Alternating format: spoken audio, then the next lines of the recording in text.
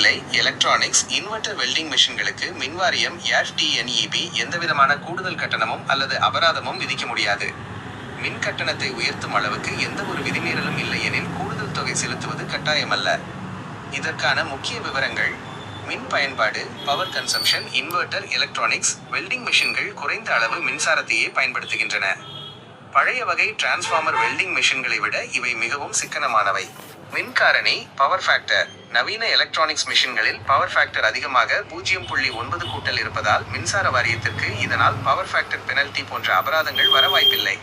வீட்டு உபயோக மின் இணைப்பு, டொமெஸ்டிக் டாரிஃப். உங்கள் வீட்டு மின் இணைப்பில் டாரிஃப் 1A இந்த மெஷினை பயன்படுத்தி அதை தொழில்முறை பயன்பாட்டிற்கு கமர்ஷியல் பர்பஸ் பயன்படுத்துவதாக மின்வாரிய ஊழியர்கள் கருதினால் மட்டுமே வணிக கட்டணம், கமர்ஷியல் டாரிஃப் அல்லது அபராதம் விதிக்க வாய்ப்புள்ளது. சொந்த பயன்பாடு. உங்கள் சொந்த வீட்டின் சிறு வேலைகளுக்கு பயன்படுத்துகிறீர்கள் என்றால் அதற்கு தனியாக எக்ஸ்ட்ரா அமௌண்ட் கட்ட தேவையில்லை. நீங்கள் செய்ய வேண்டியவை: உங்கள் மின் கட்டண ரசீதில் EB bill penalty, PF penalty அல்லது எக்ஸஸ் லோட் போன்ற பிரிவுகளில் கூடுதல் கட்டணம் சேர்க்கப்பட்டுள்ளதா என சரிபார்க்கவும்.